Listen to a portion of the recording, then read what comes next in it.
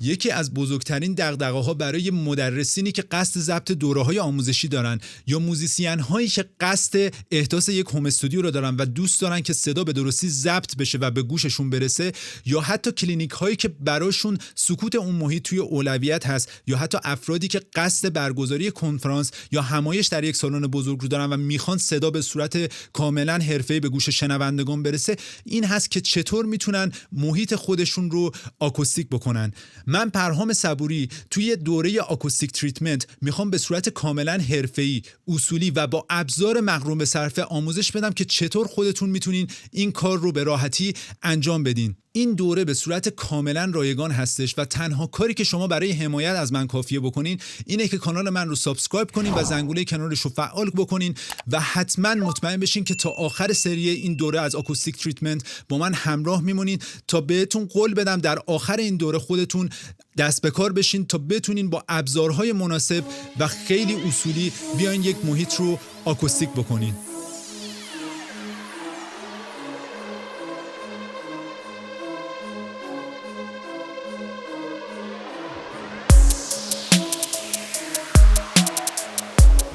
سلام به تمامی دوستان عزیز. با اولین جلسه از سری دوره آکوستیک تریتمنت با من همراه هستین. توی این ویدیو همونطور که گفتم قرار هست بهتون یاد بدم چطور میتونین یک اتاق یا حتی یک انباری که دارین رو به صورت اصولی تا آخر این دوره آکوستیک بکنین و قرار هستش که بهتون مبانی اولیه آکوستیک تریتمنت رو آموزش بدم که بتونین به صورت کاملا اصولی آکوستیک یک اتاق رو انجام بدین. خب بدون مقدمه یا حرف اضافی میریم سراغ اولین جلسه خودمون و قبل از شروع میخوایم ببینیم که اصلا آکوستیک تریتمنت چی هستش. خب ببینید، آکوستیک به معنی کنترل کیفیت بازتاب امواج صوتی در یک اتاق هستش. در آکوستیک هدف اصلی ارتقای کیفیت بازتاب فرکانس‌های صوتی و جلوگیری از ریورب، اکو، رزونانس یا تقویت سیگنال پس از بازتاب در یک اتاق یا محیط کاری هستش. ببینید، بحث آکوستیک تریتمنت این هست که شما بیاین یک اتاق حالا خالی، یک اتاقی که صدا یه جوری بازتاب فرکانس داره، شما بیاین و به صورت اصولی اون اتاق رو یه جورایی آکوستیک بکنین و کیفیت صدایی که قرار هست توی اون اتاق حالا یا ضبط بکنین یا میخواین کارهای دیگه انجام بدین مثل برگزاری سمینار یا همایش، بتونین کیفیت استاندارد صدا رو به گوش شنونده برسونین و شما قرار هستش از اون حالا ریفلکت صدایی که حالا ممکنه ریورب باشه، اکو باشه و شامل رزونانس هم حتی باشه، شما میخواین از اینها جلوگیری بکنین که حالا در ادامه میگم هر کدوم از اینها چی هستش. پس هدف کلیمون رو من بهتون گفتم و آکوستیک تریتمنت رو دقت بکنی که ما برای چه کاری میخوایم انجام بدیم. خب تفاوت اصلی آکوستیک تریتمنت با عایق بندی، خیلی از افراد هستن که آکوستیک تریتمنت رو به اشتباه جای عایق بندی میگن، یعنی فکر میکنن که اگر آکوستیک بکنن یک اتاقو دیگه به صورت 100% صدا به هیچ وجه نه بیرون میره نه صدای مزاحمی داخل میاد و همین اول حالا کار براتون مشخص کنم که عایق بندی اصلا یه بحث جداییه و کلا ابزارهایی هم که برای عایق بندی استفاده میکنن ابزارالات متفاوتی هستن و هدف از آکوستیک اصلا چیز دیگه ای هستش که حالا در ادامه بهش اشاره میکنیم دقیقاً برای این دوره برای چه افرادی مناسب هستش. ولی بحثی که وجود داره، آکوستیک تریتمنت شما رو به سکوت نمیرسونه، یعنی نمیتونین یک سکوت خیلی زیادی، یعنی بدون اینکه نویزها داخل بیان، منظورمه بدون اینکه نویزهای اضافی داخل بیان یا صداهایی که حالا صدای موزیک شماست بیرون بره، ممکنه مثلا بعد از آکوستیک تا 20%، 30% یا 40% مثلا این اتفاق بیفته. ولی اگر خیلی شما تو محیط پر سر و صدایی هستین و بیرون ساختمان در حال ساخت هست یا کنار خیابون هستین، حتما باید برین محیطتون رو عایق بندی بکنین و آکوستیک به تنهایی نمیتونه کمکتون بشه. و توی بحث عایق بندی همونطور که گفتم شما حالا برای از بین بردن اون امواج‌های مزاحم باید کار عایق بندی رو انجام بدین و از ابزارهای حجیم شده مثل پشم سنگ باید بیشتر استفاده بکنین که حالا توی بحث آکوستیک ما حالا از این ابزارها توصیه میکنیم استفاده نکنین. خب چرا باید اصلا آکوستیک بکنیم؟ خب این آکوستیک کردن برای بهبود کیفیت منابع صوتی در فضای یک اتاق هستش که همونطور که گفتم اگر شما کار ضبط تولید محتوا دارین انجام میدین حتما براتون مهم هست که توی اون اتاق یک کیفیت استانداردی داشته باشین. برای بهتر شنیده شدن فرکانس های مختلف صدا هستش که خیلی مهم هستش که فرکانس های صوتی به درستی به گوشتون برسه. اگه کار میکس و مسترینگ مانیتورینگ دارین انجام میدین خیلی مهمه این قضیه برای افراد، برای بهبود و ایجاد تمرکز بیشتر برای گوش دادن که اگر حالا توی محیط مثلا چه میدونم دارین همایش یا سالن کنفرانس دارین و میخواین حضار و شنوندگان صدا رو به خوبی بشنون، خب خیلی مهم هستش که آکوستیک تریتمنت رو توی این محیط انجام بدین. برای بهبود کیفیت گفتار در اتاق، مثلا در اتاقایی که حالا مثلا مطب‌های روانکاوی، روانپزشکی هستن، خب یه جور حریم خصوصی و حریم گفتار خیلی مهمه برای افراد و میخوان یه جوری صدا به خوبی به گوش حالا اون بیمار برسه. خب این خیلی مهمه که آکوستیک رو اونجا انجام بدین. برای از بین بردن فرکانس‌های آزاردهنده در یک اتاق که حالا در ادامه بهتون میگم چه جوری اون فرکانس‌های آزاردهنده رو از بین ببریم و اصلا فرکانس چی هستش. برای بهبود کیفیت ضبط صدا برای افرادی که کار تولید محتوای یوتیوب، اینستاگرام انجام میدن یا مدرس هستن و میخوان ضبط دوره انجام بدن، خب خیلی مهمه آکوستیک کردن. برای ایجاد سکوت بیشتر با جذب بالای سیگنال های در حال انتشار که حالا بهتون جاذب ها رو میگم که چجوری سیگنال های یعنی اضافی رو جذب بکنین و برای انتشار بیشتر صدا در محیط به منظور شنیده شدن بهتر. ببینید تو جاهای بزرگ، سالن های خیلی بزرگ مثل سالن های کنفرانس و همایش، خب این منتشر شدن صدا و شنیده شدن خوب اونها، یعنی شنیده شدن سیگنال های صوتی توسط اون شنوندگان، خب خیلی مهم هستش و این بحث انتشار رو ما در ادامه بهتون میگم بعد چجوری این انتشار رو به وجود بیاریم. و برای ایجاد محیط زیبا و دلنشین، ببینید بحث آکوستیک فقط بحث حالا از بین بردن اون صداهای اضافی نیستش توی اتاق، بحث دکوراسیون هم هست. یعنی یه جورایی میتونه اون محیط شما رو دکور بکنه و یه محیط خیلی زیبا، دلنشین و جذابی رو براتون ایجاد بکنه. خب حالا آکوستیک تریتمنت برای چه مکانهایی اصلا نیاز هستش؟ ببینید آکوستیک تریتمنت برای جاهایی مثل استودیوهای خانگی یا همون هوم استودیو به شدت نیازه. کسایی که میخوان کار تنظیم، میکس و مستر انجام بدن حتما باید محیطشون آکوستیک بشه، به خصوص افرادی که حالا میخوان اسپیکر تهیه کنن. استودیوی حرفه‌ای و ضبط صدا که 100% آکوستیک رو جدی میگیرن، استودیوی ضبط فیلم و تصویر، کسایی که کار تولید محتوا یا تولید به قول معروف حتی ضبط تصویر یا هر کار ویدیویی انجام میدن، فیلم ضبط میکنن، خب بالاخره 50% کارشون اون صداه، برای همین براشون خب خیلی مهمه که آکوستیک تریتمنت رو انجام بدن. سالن‌های همایش و سخنرانی که بهتون توضیح دادم اونجاها هم خیلی مهمه که صدا به خوبی به گوش شنونده ها برسه و سالن‌های آمفی‌تئاتر و سینماها که نیاز دارن اونها هم. کلینیک‌های پزشکی و روانکاوی که بهتون گفتم حریم گفتار توی اینجور محیط‌ها خیلی مهمه و سکوت خیلی مهمه توی اینجور جاها. سالن‌های برگزاری سمینار و هر مکانی که در آن کیفیت شنیده شدن صدا اهمیت داره، اینجور جاها باید حتما آکوستیک بشن. خب این دوره برای چه افرادی میتونه مناسب باشه؟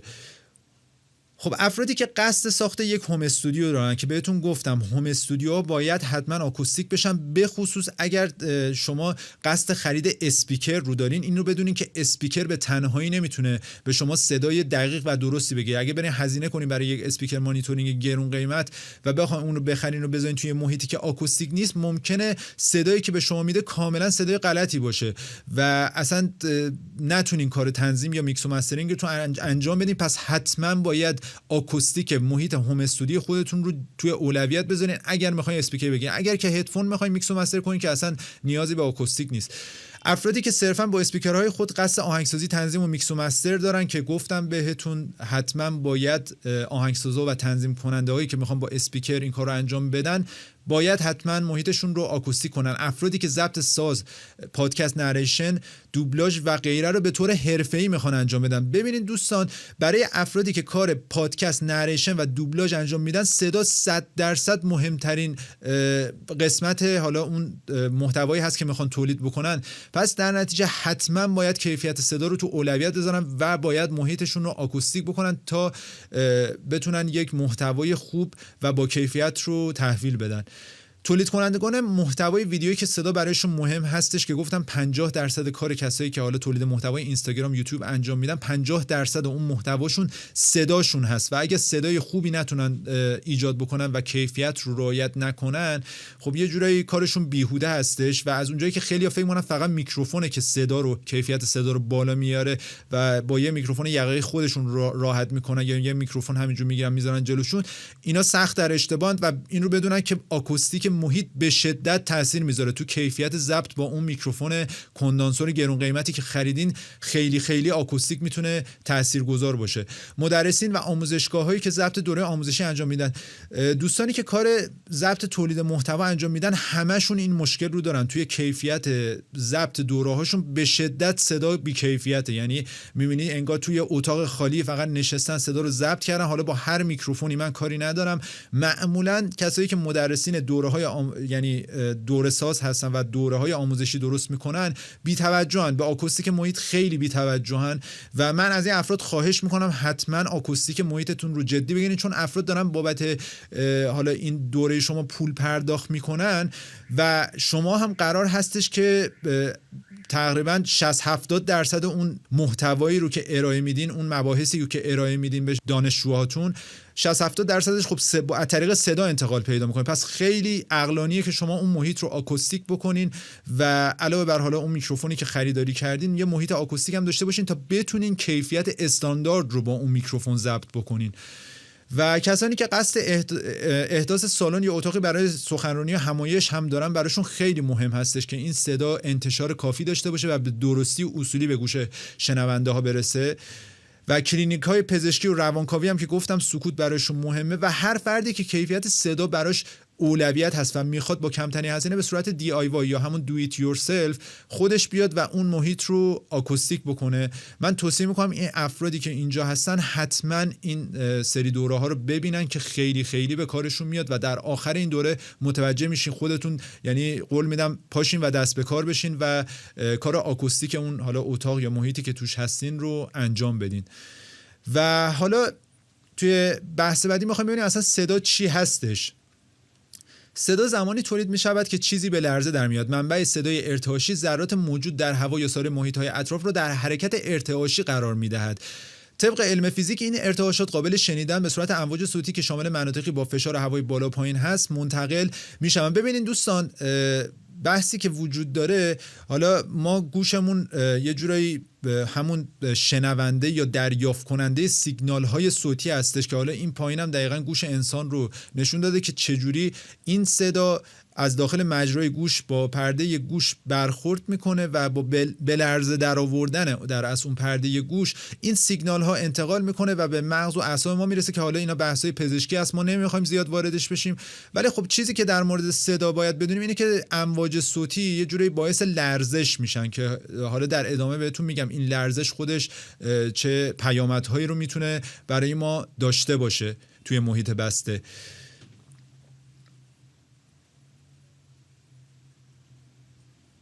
خب حالا ببینید فرکانس های صوتی چی هستن. ببینید صدا به صورت امواج هوای فشرده حرکت میکنند. یک طول موج منفرد با اندازه‌گیری فاصله بین یک تاج و تاج بعدی محاسبه میشود.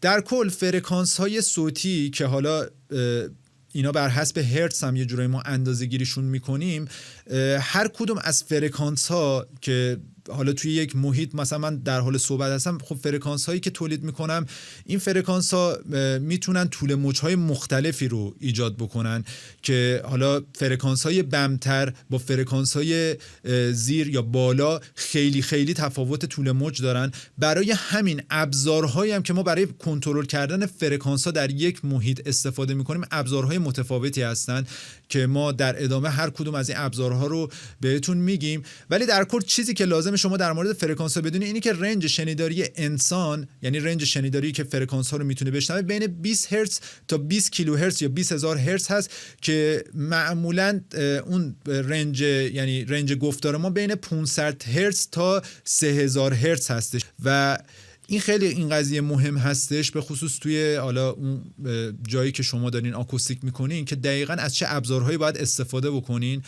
و برای هر کدوم از محیط ها، حالا چه مثلا میخواد استودیو باشه، چه کلینیک باشه، چه نمیدونم میخواد حتی محیط های استودیو هم آکوستیکاشون با هم متفاوته. یعنی یک استودیو مثلا برای آهنگسازی و تنظیم با یک استودیو برای میکس و مسترینگ هم متفاوته آکوستیکش. پس در نظر داشته باشیم ممکنه مثلا یه فرکانس های مثلا های مثل این فرکانس بل یا زنگ، یا فرکانس های مثلا سنج که حالا فرکانس های خیلی بالا هستن، اینها ممکنه یه سری ابزارهای متفاوت تری نیاز باشه برای اینکه بتونین شما اینا رو کنترل بکنین، که در ادامه این سری ویدیوها بهتون آموزش میدم.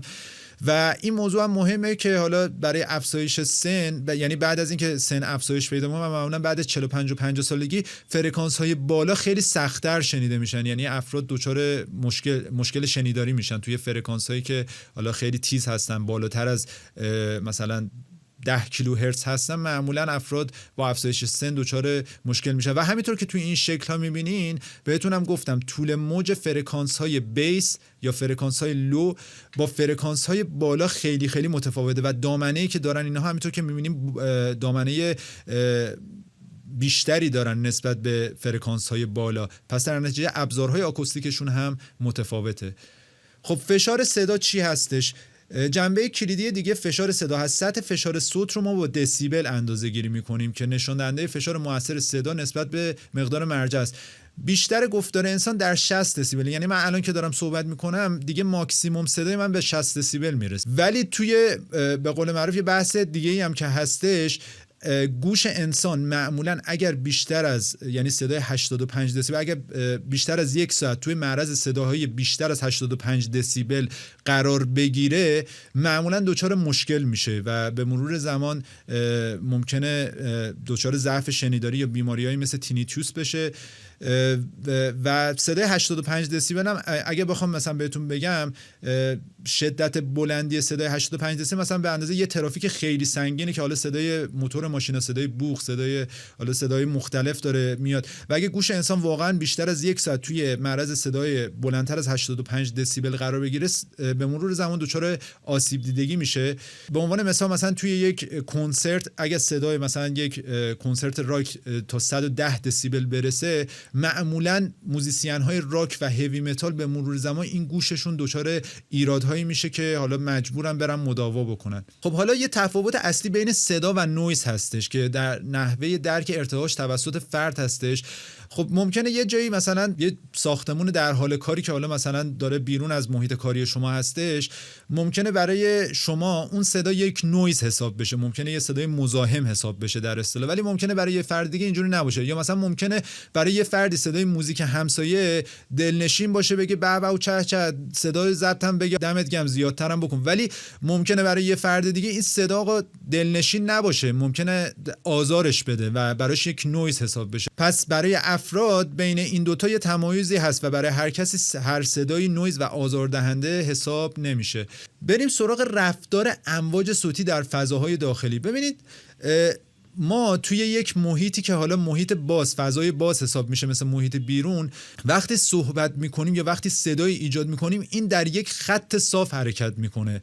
ولی وقتی میایم توی یک محیط بسته مثل اتاق شروع به صحبت کردن میکنیم، این دیگه یک خط صاف نیست. مثلا صدایی که از دهن من الان داره تولید میشه مستقیم داخل میکروفون ضبط نمیشه و به گوش شما حالا انتقال پیدا کنه از طریق اون اسپیکرایی که داریم میشنوید. صدایی که الان من دارم صحبت میکنم، این سیگنال ها پخش میشن و به اطراف، حالا به دیوار، کف، سقف، به مانیتور، اسپیکر، دوربین، حتی به خود من برخورد میکنن و بعد وارد این میکروفون میشن. و اینجاست که اون انعکاس و اون رفلکت ها میتونه کیفیت صدای ضبط شده رو پایین بیاره و توی هر محیط هم متفاوته. یعنی هر محیط بسته میتونه یک رفتار متفاوتی برای اون سیگنال صوتی به وجود بیاره و ممکنه توی یک محیط خیلی دیگه کیفیت افت بکنه. برای همین خیلی مهم است که اتاقهای خالی یا اتاقهایی که توش هیچ لوازمی نیست رو شما بیاین و آکوستیک بکنین تا بتونین کیفیت ضبط مناسب داشته باشین یا کیفیت گفتار خوبی داشته باشین.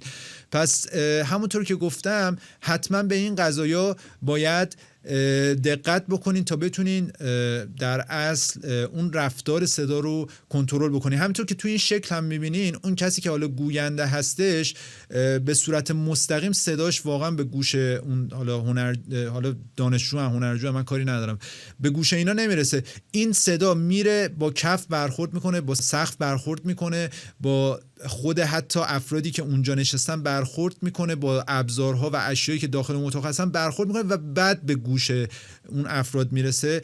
پس ما با استفاده از آکوستیک تریتمنت میایم و رفتار امواج صوتی رو داخل یک محیط بسته کنترل میکنیم تا بتونیم به بالاترین کیفیت خودمون برای ضبط اون صدا برسیم.